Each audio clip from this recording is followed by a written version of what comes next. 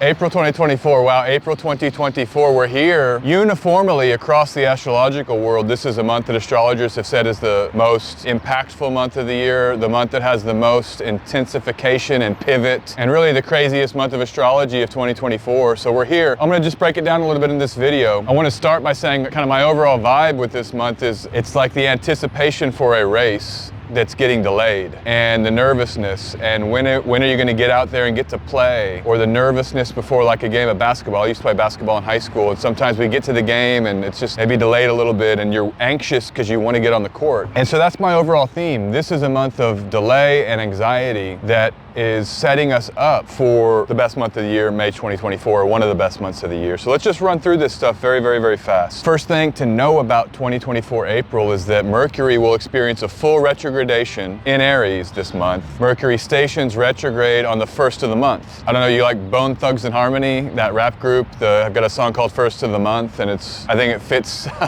with this month because it's April Fool's Day and it's the retrograde station of Mercury. You may want to be careful on April 1st. Things get wonky, strange, blocks and delays. Very much could happen. But it's all month we have Mercury retrograding fully in Aries during all of this other stuff I'm about to go through. And so that's the background tonality of having to, suffer through or be delayed or review or go backwards, or all of the RE words with a Mercury retrograde. Redo, review, renewal. This renewal that will definitely come later in the month is also part of the month. So the retrograde station is 27 degrees, 13 degree minutes on the 1st of April, and then the direct station is 15 degrees, 58 degree minutes on the 25th of April. So that's the degree range for those of you interested in that. I think it'll affect the whole sign, don't get me wrong. The other analogy I like for this month, I don't know if anybody has watched the Kentucky Derby or the Belmont Stakes or any of these major horse races, but what happens in a horse race, you have the gate, and all of the horses get pushed into the gate, getting ready to then run the race. Sometimes you'll have a horse going crazy. It's bucking and it can't get comfortable before it enters that gate. That's what I think April 2024 is this discomfort for a race that we're all gonna be running. That race might be May, that could be summer, that could be the very intense astrology of 2025 and 2026. And we're having to get nervous pre-race jitters here in April 2024 with this Mercury retrograde. Of course, the discomfort of that horse could be assigned to several of the other transits here that I'm going to talk about, namely a solar eclipse in Aries, Jupiter conjoining Uranus, Mars-Saturn conjunction, all this that's going on this month in April 2024.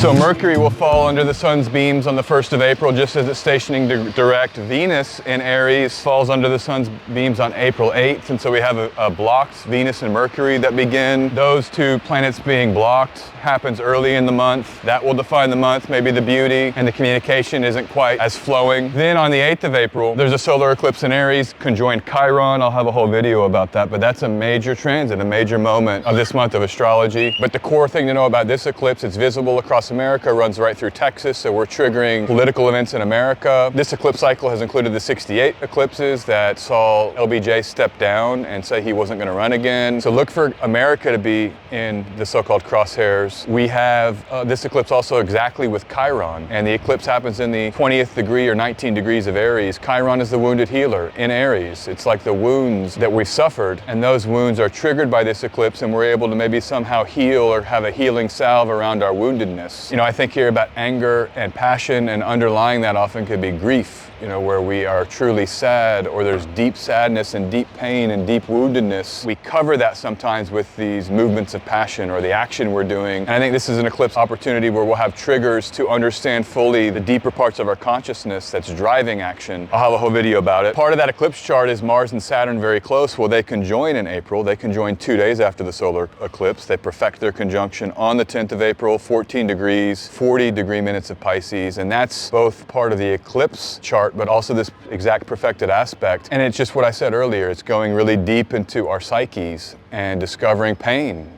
and grief. Pisces can be cathartic release. I think Mars and Saturn, while they're both challenging planets and they both cover very challenging topics, when they meet and trigger, that's the opportunity of something like this, is to feel pain deeply and then let that Piscean, Jupiterian, Venusian salve treat our woundedness. You might think about a film like Pan's Labyrinth, where there's just kind of dreams and you're waking up and there's monsters. I mean, this could be kind of surreal in a strange and almost nightmarish way. There could be tonality tonality of that during this month. Right here, 10 April, Mars-Saturn conjoined in Pisces. Mars rules the 8 April solar eclipse. It will be in Pisces with Saturn during that eclipse and in that eclipse chart. We're gonna fast forward a little bit, and this is the transit that I think is the key, hidden, subtle transit of the whole month, because it's the pivot point. Mercury and the Sun will have had their inferior conjunction by this point. What happens on the 19th of April is that Venus and Mercury meet. It's this kiss. Mercury gets kissed by Venus just as it's becoming visible. It is 6 days before Mercury stations direct. It is about 1.5 degrees from the degree of its direct station. And this is kind of the signature,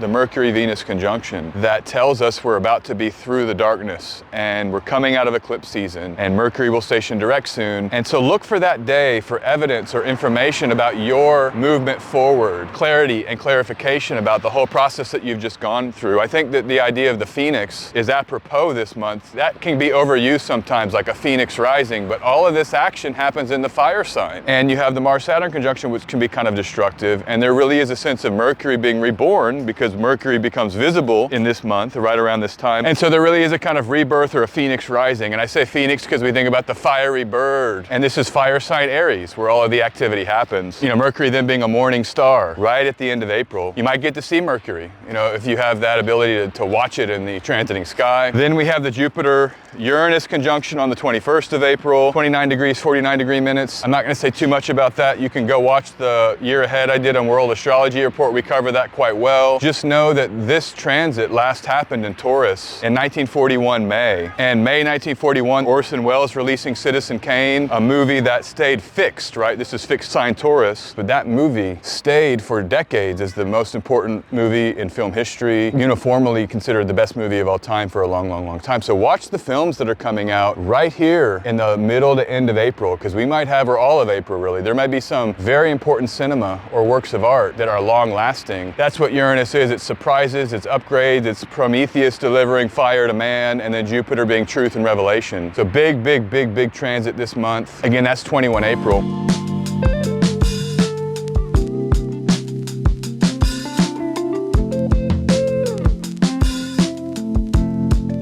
Then on the 23rd of April, we have a full moon in Scorpio. I'll break that down in a whole separate video, but that full moon is the first newer full moon after eclipse season. So look for a kind of watery, Mars-ruled full moon, Mars still in Pisces, as we come out of eclipse season. I think by this time, hopefully, Mars finishing its transit in Pisces here can bring us some clarity of action. You know, Mars having run this kind of Piscean water gauntlet, which included a conjunction with Saturn, and Mars getting ready to enter Aries at the end of the month. So we're done with eclipse season. Mercury is stationing direct. Only a few days later on the 25th, that full moon again is on the 23rd of April. Mercury stations direct on the 25th of April. Then, this is the final point I want to say, it ends this month with the perfect, most beautiful setup. Venus enters Taurus on 29 April. Venus rules Taurus. Mars enters Aries on 30 April. What two planets ruled the two eclipses of this eclipse season? Venus ruled the lunar eclipse in Libra. Venus now at home in Taurus. And Mars ruled the solar eclipse in Aries. Mars now coming to Aries. And so by the end of April, we get a strong Venus and Mars to put us back together and lead us into beauty and love and peace and harmony, and then action that can be clarified and then effectuated very, very easily. You know, that's the other main message of this month. Like I said, these horses are uncomfortable, but then they get into the gate and then it's time to go. And that go, it would be this beautiful May. I would encourage everybody, think about how wonderful May can be and what's setting up for you in your Taurus sector and your Aries sector, because that would be the theme of May's astrology. If you've seen Dune 2, that was really popular right now. I was a little disappointed in Dune 2 because it's changed the characters so much, but the end of Dune 1, Denis Villeneuve's Dune 1, the last line of that picture is Chani, played by Zendaya, turns and says, "This is only the beginning." And I love that because we end April, but it's only the beginning of this wondrous astrology of May 2024. So just get through this very intense month, the, you know, inversions and the intensifications. And if you can, you know, we get to that end of the rainbow and there's something there for us. So I want you to have a great April 2024. Quick rundown of these transits. Talk to you really soon, and peace. I'll be back with more videos very, very soon. Okay, take care.